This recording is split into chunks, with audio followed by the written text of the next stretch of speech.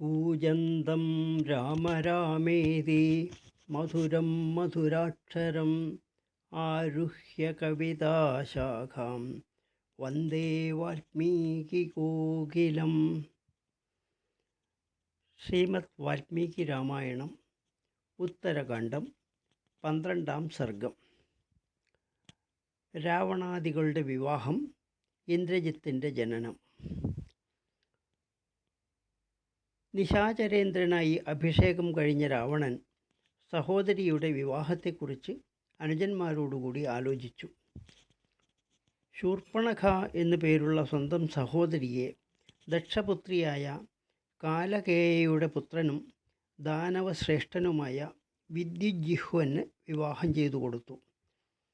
അനുജത്തിയെ വിവാഹം ചെയ്തു കൊടുത്ത ശേഷം ഒരു ദിവസം രാവണൻ വേട്ടക്കായി വനത്തിൽ പ്രവേശിച്ചു.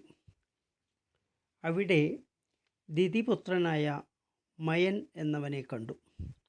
സുന്ദരിയായ ഒരു കന്യകയോടുകൂടി നിൽക്കുന്ന മയനെ കണ്ടപ്പോൾ ദശഗ്രീവൻ അവനോട് ചോദിച്ചു, അങ്ങ് ആരാണ്?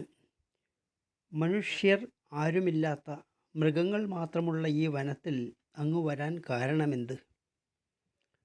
ശ്രീരാമ, ആ സമയം മയൻ രാക്ഷസനോട് മറുപടി പറഞ്ഞു, അങ്ങ് ഹേമ എന്ന അപ്സരസ്ത്രീയെക്കുറിച്ച് കേട്ടു കാണുമല്ലോ. ദേവകൾ അവളെ എനിക്ക് വിവാഹം ചെയ്തു തന്നു. 500 സംവത്സരങ്ങൾ ഞാൻ അവളിൽ ആസക്തചിത്തനായി വസിച്ചു. ദേവകാര്യത്തിനായി അവൾ പോയിട്ട് 13 സംവത്സരങ്ങൾ കഴിഞ്ഞു. 14 വർഷങ്ങൾക്ക് മുമ്പ് ഹേമയ്ക്ക് വേണ്ടി ഹേമമയമായ ഒരു മായാമന്ദിരം ഞാൻ നിർമ്മിച്ചിരുന്നു. വജ്രം, വൈഡൂര്യം തുടങ്ങിയ അമൂല്യരത്നങ്ങളാൽ അലങ്കൃതമായ ആ മണിമന്ദിരത്തിൽ അവളെ പിരിഞ്ഞ ദുഃഖത്തോടെ ഞാൻ പാർത്തു വന്നു. ഹേമയിൽ എനിക്കുണ്ടായ പുത്രിയാണ് ഇവൾ.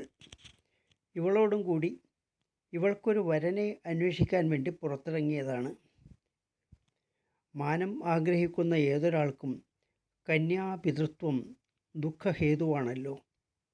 ഒരു കന്യക എപ്പോഴും 2 വംശങ്ങളെ വിചാരത്തിൽ അകപ്പെടുത്തിയാണ് വർത്തിക്കുന്നത്.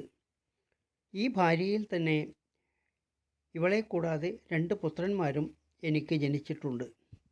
മൂത്തവൻ മായാവി, ഇളയവൻ ദുന്ദുഭി. വർത്തമാനങ്ങൾ ചോദിച്ച അങ്ങയോട് എല്ലാം ഞാൻ പറഞ്ഞു. അങ്ങയെ എങ്ങനെയാണ് ഞാൻ അറിയേണ്ടത്? അങ്ങ് ആരെന്ന് പരിചയപ്പെടുത്തിയാലും. രാക്ഷസരാജൻ അതിന് മറുപടി പറഞ്ഞു, ഞാൻ ദശഗ്രീവൻ, വിശ്രവസ് എന്ന മഹർഷിയുടെ പുത്രൻ, പുലസ്ത്യ മഹർഷിയുടെ പൗത്രൻ, ബ്രഹ്മദേവൻ്റെ പ്രപൗത്രൻ. വിശ്രവസ് മഹർഷിയുടെ പുത്രനാണ് എന്നറിഞ്ഞ് സന്തുഷ്ടനായ മയാസുരൻ അവിടെ വെച്ച് തന്നെ തൻ്റെ പുത്രിയെ അവന് വിവാഹം ചെയ്തു കൊടുക്കാൻ ആഗ്രഹിച്ചു. മകളുടെ കൈപിടിച്ച് ചിരിച്ചുകൊണ്ട് മയാസുരൻ ലങ്കേശ്വരനോട് പറഞ്ഞു, ഹേമ എന്ന അപ്സരസ്ത്രീയിൽ എനിക്ക് പിറന്ന പുത്രി മണ്ഡോദരിയെ അങ്ങ് ഭാര്യയായി സ്വീകരിച്ചാലും. അങ്ങനെയാകാം എന്ന് ദശാനനൻ സമ്മതിച്ചു. അവിടെ തന്നെ അഗ്നിയെ ജ്വലിപ്പിച്ചു. അഗ്നിസാക്ഷിയായി മണ്ഡോദരിയെ രാവണന് വിവാഹം ചെയ്തു കൊടുത്തു. തപോധനനായ വിശ്രവസിൽ നിന്ന് ദാരുണപ്രകൃതിയായി തീരും എന്ന ശാപം ഏറ്റിട്ടുള്ളവനാണ് രാവണൻ എന്ന് മയന് അറിവുണ്ടായിരുന്നു. എങ്കിലും മുത്തശ്ശനായ ബ്രഹ്മദേവൻ്റെ കുലമാഹാത്മ്യത്തെ ഓർത്ത് അവന് മകളെ ഭാര്യയായി നൽകി. സ്ത്രീധനം എന്ന നിലയിൽ തപസ്സിനാൽ ലഭിച്ച, ഒരിക്കലും നിഷ്ഫലമാകാത്ത അത്യത്ഭുതകരമായ ഒരു വേലിനെ അവനായി നൽകി. ആ വേൽ കൊണ്ടാണ് രാവണൻ ലക്ഷ്മണനെ മോഹാലസ്യപ്പെടുത്തിയത്. ലങ്കാധിപതി ഭാര്യയെ സ്വീകരിച്ച് നഗരത്തിലേക്ക് തിരിച്ചുപോയി. രാവണൻ വൈരോചനൻ്റെ പൗത്രിയായ വജ്രജ്വാലയെ കുംഭകർണന് വിവാഹം ചെയ്തു കൊടുത്തു. വിഭീഷണൻ ഗന്ധർവരാജാവായ ശൈലൂഷണൻ്റെ പുത്രിയും ധർമ്മിഷ്ഠയുമായ സരമ എന്നവളെ വിവാഹം ചെയ്തു. വിവാഹിതരായ രാവണനും സഹോദരരും അവരവരുടെ പത്നിയെ ലഭിച്ച് ഗന്ധർവന്മാർ നന്ദനോദ്യാനത്തിൽ എന്ന പോലെ സന്തോഷത്തോടെ വസിച്ചു.